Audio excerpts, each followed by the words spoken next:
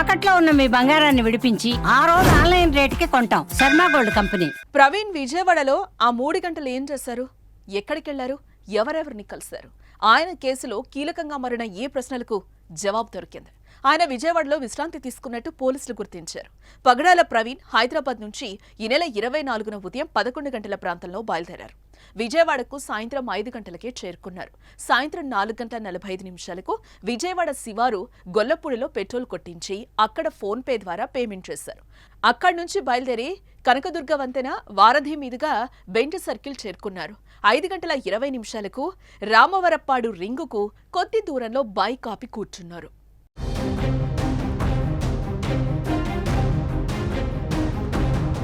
ఇది గమనించి అక్కడికొచ్చిన traffic SI Subbarao అతనికి తాగునీరిచ్చి పక్కనున్న పార్కులో కూర్చోపెట్టారు. తాను హైదరాబాద్ నుంచి రాజమహేంద్రవరం వెళ్తున్నానని ప్రవీణ్ ఎస్ఐకి చెప్పారు. బైక్ హెడ్లైట్ దెబ్బతిని ఉండడంతో అప్పటికే బైక్ ప్రమాదానికి గురైనట్టు తెలుస్తోంది.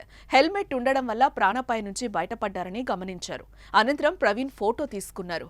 పాస్టర్ సాయంత్రం 5:30 నుంచి రాత్రి 8:30 వరకు అక్కడి పార్కులో విశ్రాంతి తీసుకున్నారు. అనంతరం ఎస్ఐ టీ తెప్పించి ఇచ్చారు.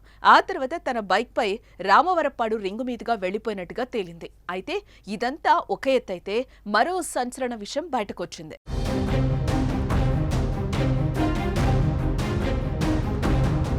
పగడాల ప్రవీణ్ ఓ వైన్ షాప్ లో మద్యం కొనుగోలు చేసినట్టుగా ఓ వీడియో వైరల్ అవుతోంది.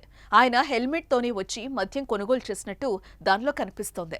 రాత్రి 10:10 సమయంలో ఆయన మద్యం కొనుగోలు చేసినట్టు ఆ వీడియోలో కనిపించగా దానిపై స్పష్టత రావాల్సిందే. మద్యం కొన్న తర్వాత ఆయన నిజంగానే సేవించారా, మద్యం సేవించి బైక్ నడిపారా అనే దానిపై పోలీసులు అధికారికంగా క్లారిటీ ఇవ్వాల్సిందే.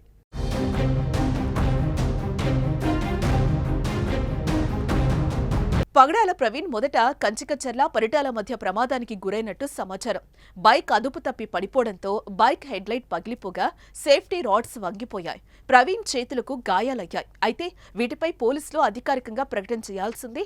ఆయన మద్యం మత్తులో బైక్ నడిపి ప్రమాదానికి గురయ్యారా అన్న దానిపై క్లారిటీ ఇవ్వాలి.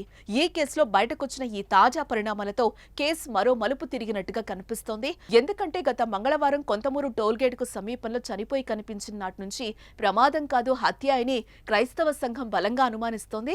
అందుకు సంచలన ఆరోపణలు చేయడంతో తెలుగు రాష్ట్రాల్లో పగడాల ప్రవీణ్ మరణంపై తీవ్ర చర్చే జరుగుతోంది.